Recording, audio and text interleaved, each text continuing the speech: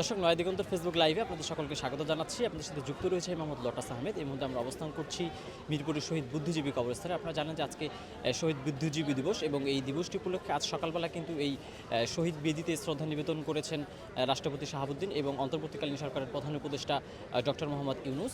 এবং এরপরেই কিন্তু বিভিন্ন রাজনৈতিক এবং সামাজিক সংগঠনের নেতৃবৃন্দ কিন্তু এই শহীদ বুদ্ধিজীবী কবরস্থানের যে বেদি সেই বেদিতে শ্রদ্ধা নিবেদন করেছেন। আমি যদি আপনাদেরকে একটু দেখানোর চেষ্টা করি যে এখনও কিন্তু এই শহীদ বুদ্ধিজীবী যে স্মৃতিস্তম্ভ বা শহীদ বেদি সেই বেদির উপরে কিন্তু ফুল দিয়ে শ্রদ্ধা নিবেদন চলছে বিভিন্ন সরকারি দফতরের পক্ষ থেকে এবং বিভিন্ন সামাজিক ও সাংস্কৃতিক সংগঠনের পক্ষ থেকে কিন্তু এখানে শ্রদ্ধা নিবেদন করা হচ্ছে।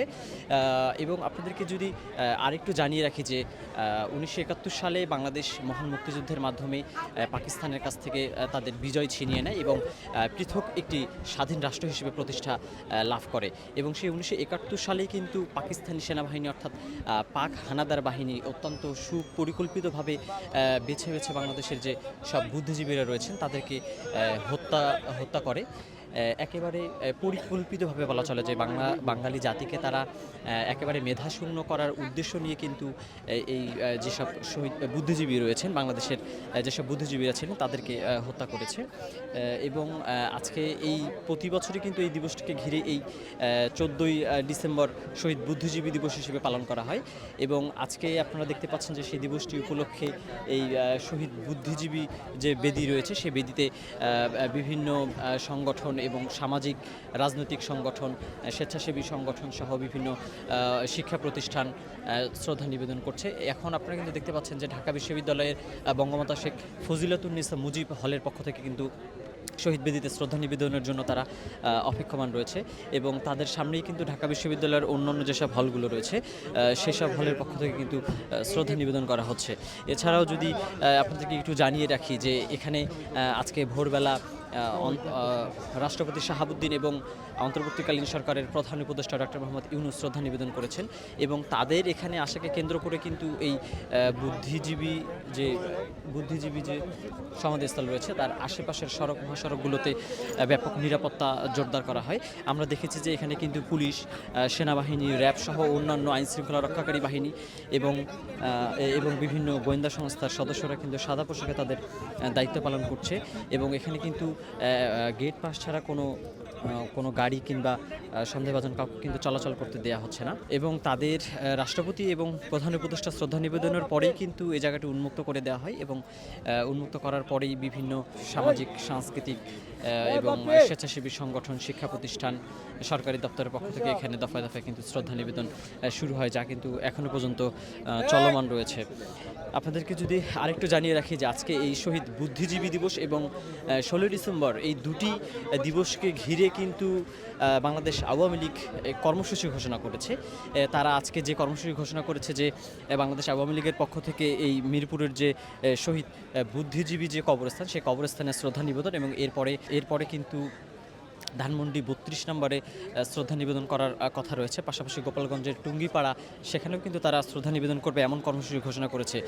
শুধু কিন্তু এসব কর্মসূচি নয়, পাশাপাশি কিন্তু তৃণমূলে একদম জেলা এবং উপজেলা পর্যায়েও কিন্তু তারা কর্মসূচি ঘোষণা করেছে। তবে সকাল থেকে কিন্তু এই শহীদ বুদ্ধিজীবী কবরস্থানে আওয়ামী লীগের কাউকে কিন্তু শ্রদ্ধা নিবেদন করতে আসতে দেখা যায়নি কিংবা তাদের কোনো নেতাকর্মীকে কিন্তু এখানে দেখা যায়নি। আপনারা দেখেছেন যে 5ই আগস্ট আওয়ামী লীগ সরকারের পতনের পর থেকেই কিন্তু বিভিন্ন সময় আওয়ামী লীগ বিভিন্ন কর্মসূচি ঘোষণা করেছে। তবে সেসব কর্মসূচি ঘোষণা করলেও শেষ পর্যন্ত কিন্তু বাস্তবে তাদেরকে সেই কর্মসূচিতে দেখা যায়নি। আপনারা দেখতে পাচ্ছেন যে এখন কিন্তু ঢাকা রিপোর্টার্স ইউনিটির পক্ষ থেকে কিন্তু এখানে শ্রদ্ধা নিবেদন করার জন্য এসেছেন। আপনারা দেখতেই পাচ্ছেন যে ঢাকা রিপোর্টার্স ইউনিটির যে নবনির্বাচিত কমিটিতে যারা রয়েছেন তারা কিন্তু এখন শ্রদ্ধা নিবেদন করার জন্য প্রস্তুতি নিচ্ছেন। তারা শহীদ বেদিতে শ্রদ্ধা নিবেদন করবেন।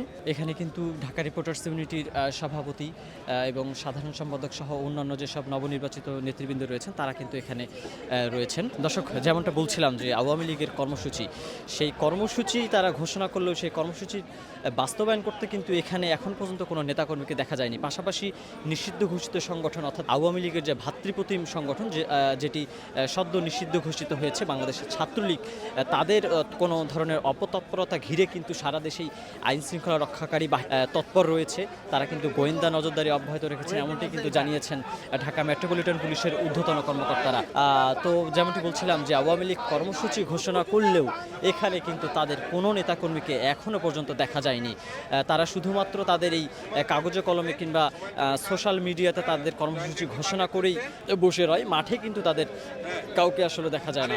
আপনারা দেখতে পাচ্ছেন যে শহীদ বুদ্ধিজীবী কবরস্থানে কিন্তু দফায় দফায় বিভিন্ন রাজনৈতিক এবং সামাজিক সংগঠনের নেতৃবৃন্দরা আসছেন। এখন কিন্তু এখানে ন্যাশনাল ডেমোক্রেটিক পার্টি এনডিপি তারা কিন্তু শহীদ বেদির উদ্দেশ্যে এগিয়ে যাচ্ছে শ্রদ্ধা নিবেদনের জন্য। তাদের পিছনে রয়েছে শেরে বাংলা কৃষি বিশ্ববিদ্যালয়। শেরে বাংলা কৃষি বিশ্ববিদ্যালয়ের পক্ষ থেকে কিন্তু সেখানে শ্রদ্ধা নিবেদন করার জন্য কর্তৃপক্ষ এবং শিক্ষার্থীরা এগিয়ে যাচ্ছে শহীদ বেদির দিকে।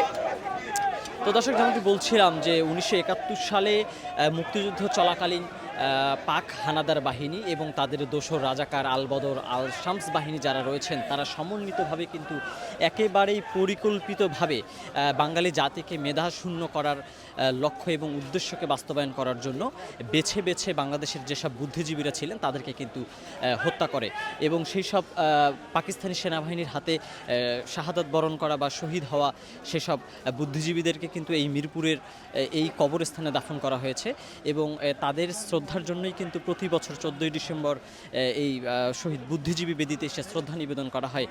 রাষ্ট্রীয়ভাবে এই দিবসটি কিন্তু পালন করা হয়। ঠিক আজকেও কিন্তু এই দিবসটি পালনে কোনো ব্যত্যয় ঘটেনি।